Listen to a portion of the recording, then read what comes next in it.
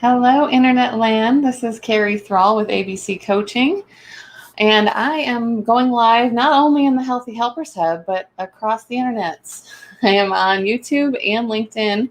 So if you're joining us in any of those locations, please drop a comment to say hi. I'd love to know who's here.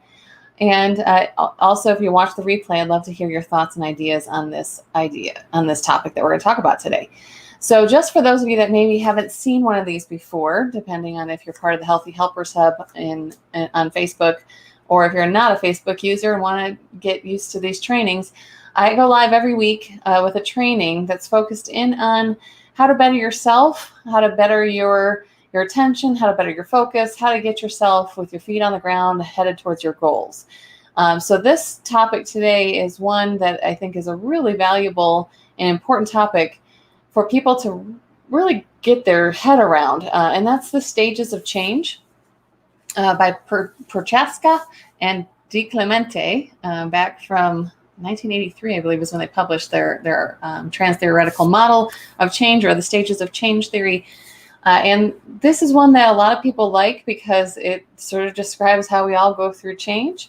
And so what I'm going to talk about today is I'm going to go through the different stages of change. I'm also going to use my own personal example of going through a change process, because I think a lot of times when we hear these ideas, we don't necessarily relate it to real life examples. So that's really how these trainings work. I'd love if you're here to comment and just say, hey, how is it going? Or ask questions as we go.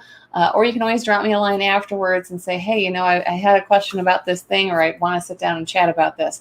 The goal of these is, again, to give you value, give you something that you can bite your teeth on and get yourself moving in the direction that will help you progress. So let's talk about the stages of change theory and the stages of change themselves. So when we think about change, a lot of times we go through a pretty extensive process before we even get into change.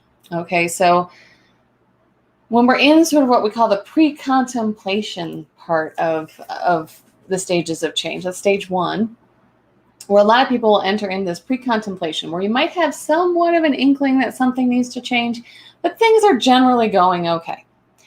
So for me personally, I've been going through a big change recently about even how my business is going to be formatted.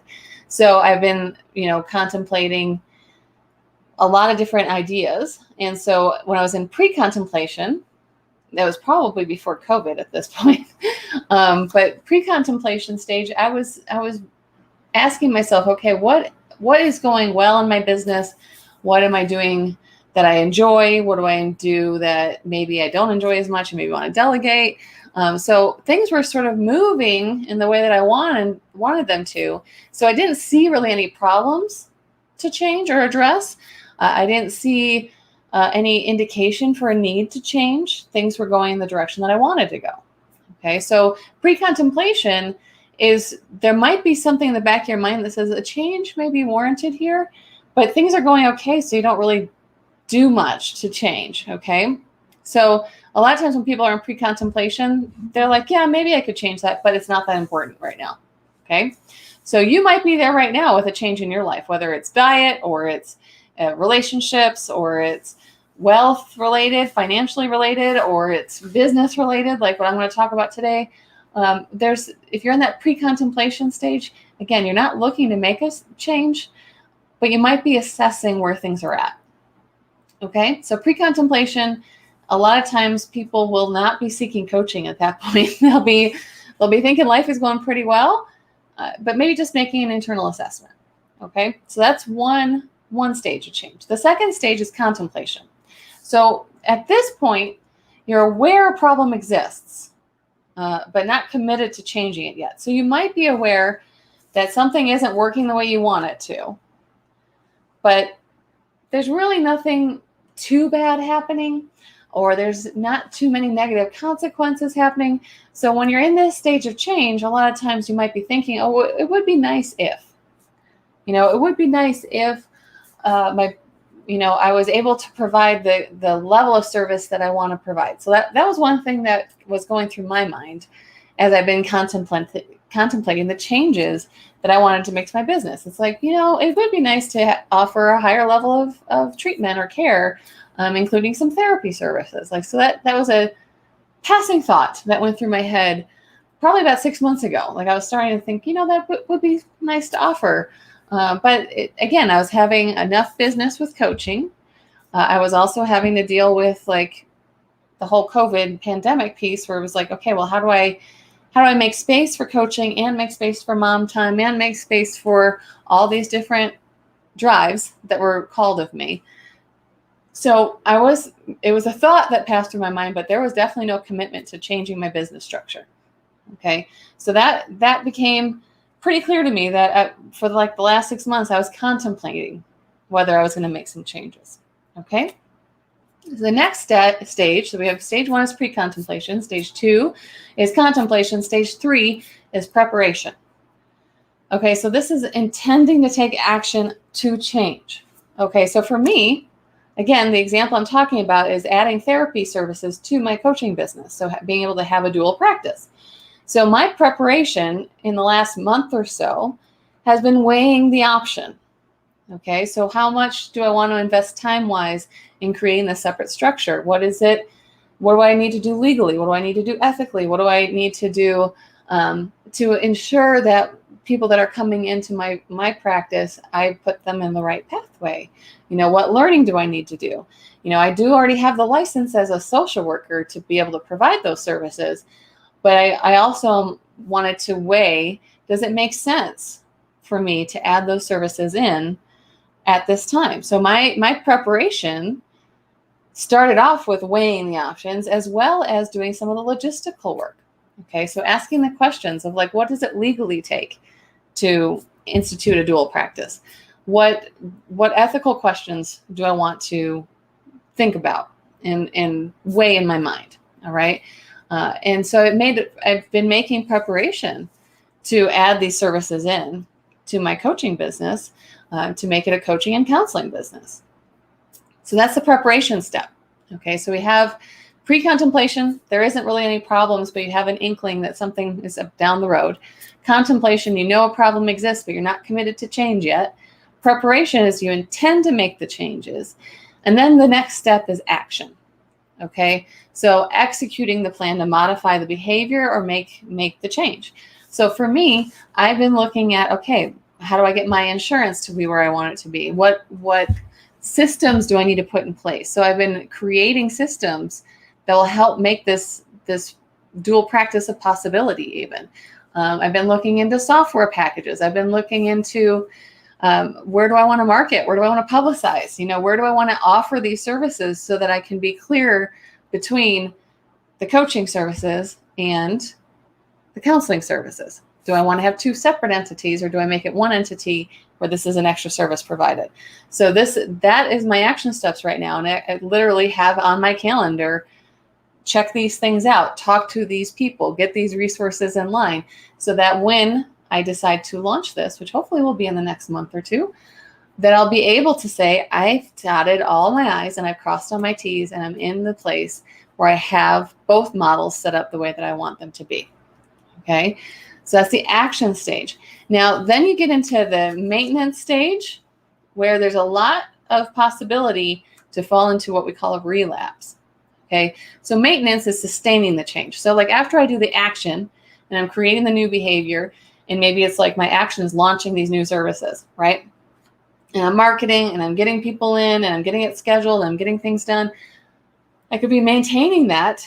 And then there could be a point at which I fall into some old ways where it might be those self-doubts of is this really what I want to be doing? Or maybe I alter my services too much and I don't offer what people really need. So this idea of okay, I go from action stage of change to maintenance, where I'm maintaining the change and what I've created.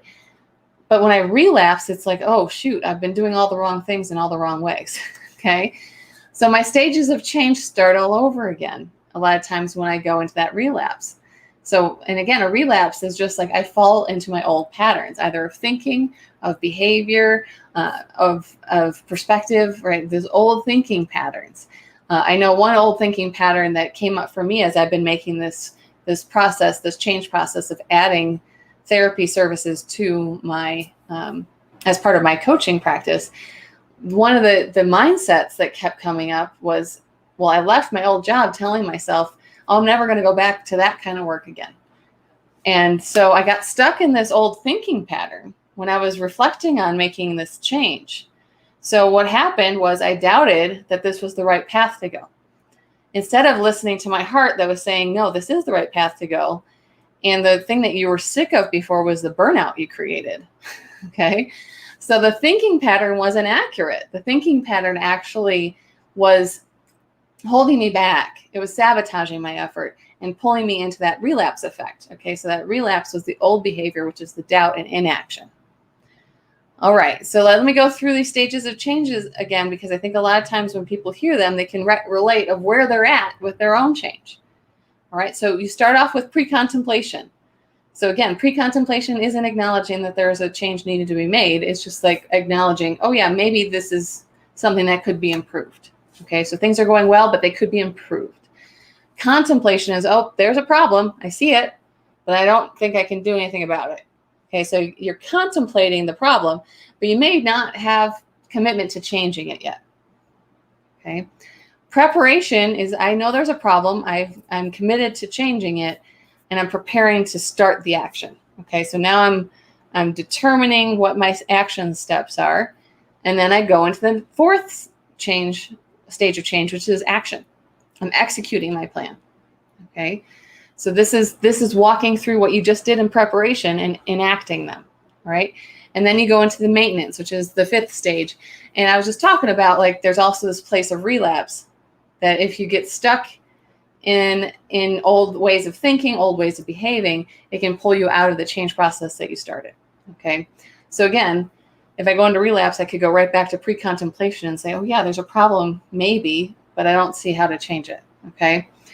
Now, the last step, after you've made the change and maybe you've gotten through a relapse or not, like you've managed that mindset shift, the last stage is what they call termination, which is this idea of, like, I don't need to be in the change process anymore, because this new action, new behavior, new belief system, new change is committed to my memory. Like, I don't have any urge or temptation to go back to my old ways, because this new way is working for me. Okay. So, this is where a lot of times people can think about different changes that they're making in their life today. And I'd encourage you to do that. I'd encourage you to say, okay, where am I at in my change process with this thing that I've been trying to shift? A lot of people that I've worked with recently have been like, yeah, after especially being in this pandemic kind of living, there's weight gain, there's less activity, there's sense of, like, I'm isolated, I'm not socially connected, with the waves going back up, with the transmission of COVID. A lot of times people are just like, I was at this point in my change process, but I don't know if I'm going to be able to do this anymore because of things getting restricted again. So this idea of, like, okay, where am I at? If you're in pre-contemplation, remember too, there's no judgment there. Okay? This is one of those moments where I hope when you're looking at the idea of these stages of change, that you're not passing judgment on yourself wherever you land. So if you have a relapse, and again, relapse, a lot of times people associate that with substance relapse kind of thing. This is just a relapse into old behavior. It could be with substances. It may not be, right? Again, if that's a change you're trying to make around substances, you have a relapse, that's a good indicator that, oh, the old ways are still there. Now, it's not saying I get to judge myself because of the old ways. I'm glad this is helpful. Thank you. It's not a place that you get to judge yourself, right? It's a place where you are saying, I want to acknowledge where I'm at. I want to recognize that I move around in these stages all the time. I might be in the place of action and then have to go back to contemplation. Okay, it's not just a static process that you're going through these stages one by one by one. Okay, so there's no judgment in the change process, because when I hear change is hard, I recognize how hard it really is, because if you have got to go through all these stages and fight off old ways and figure out how you can stick to your guns in today's life, it's obviously going to be hard. It's so much easier to stay the same. Who's with me, right? It's so much easier to just stay static in what we already know, even if there's pain and suffering. Okay, that's why a lot of people live in that pre-contemplation stage for way too long. And then they have to force themselves through this quick change. And a lot of times the change doesn't stick. A good example of that is when somebody tries to force a diet change, right? Like, I've been thinking about that my health hasn't been where I wanted it to be. And I'm in that pre-contemplation stage. Then something happens, okay? The heart attack happens, all right? Or a big illness happens. And suddenly, oh, shoot, I really have to make a change. So I jump past contemplation. I'm in preparation. I'm taking actions. And I'm going real quick. And then I get into this maintenance place where I'm like, yeah, I'm making these changes, but it's hard. It's not easy. I don't like it. I don't have the taste for the foods that I should be eating. I don't have the energy for the exercise that I should be doing. And so you go into relapse. And then it's hard to get back on the track again. And then another health incident happens, or another diagnosis happens, right? Like it's amazing how much change is something people avoid and revolt against, and rebel against. And a lot of times it's because of the critic that's up here in our heads telling us you can't do it. All right. And the judgment starts to come in, because the thing is, when change is happening, it's not going to look as you expect. You're going to make changes. You're going to notice things that work. You're going to notice things that don't work, and you're going to make forward momentum, and then you're going to stall backwards. It's messy. It's totally messy. And as you're doing that, though, it's almost like, how do I look at this as an experiment rather than it's got to be perfect or not at all? Okay. So the reason why I bring this up is because, as I said, I'm going through changes right now and how I see my business, what it's going to entail. And there's going to be big announcements as I go through and move forward with these different services that I'm planning to offer. Nothing launched just yet, because I'm still getting, again, those I's dotted and those T's crossed. But I look forward to being able to announce to you all, what the services are that I'm going to be offering down the road, both as a coach and as a therapist. So I look forward to being able to announce those. And I'd encourage you, make comments on where you're at with your change process. Like, where are you stuck? Where are you finding that change isn't as easy as you want it to be? Because again, change doesn't have to be hard. It's about perspective. And if I can change my perspective on the change process, I actually can approach it more readily with more of an experimental mind versus this idea of like, it's got to be all or nothing. All right. And I hate it when people say, I've got to hit rock bottom before I commit to change. Some people, it's true. Some people, you have to get to the absolute bottom before you make a change. But I got to tell you, if you're at the bottom looking up, it's a lot harder to change than it is if you're at the top of the pit and able to walk around it and go to a different direction. So again, change is all about internal processes, being able to acknowledge what actions work, what actions don't work. And as a coach, I help people on the change process and transitions. And if that's something that you're sitting there going, I'm struggling with this change, I can't commit to it, I can't hold myself accountable to it, I keep bouncing out of the change and away from the change, then it would be a great time to sign up for some coaching. So if that's something that you're wanting to work on, you want to get into a change to move yourself forward, then give me a call. You can message me. You can message me on Facebook. You can message me on LinkedIn. You can message me. You can text message me if you have my number. Just get in touch so that we can talk about how you can break through whatever the struggles are with your change. Okay. So I hope this was helpful. And if you have any questions, thoughts, ideas, be sure to comment on the video. And I look forward to seeing you all again next week. Take good care. Thanks so much.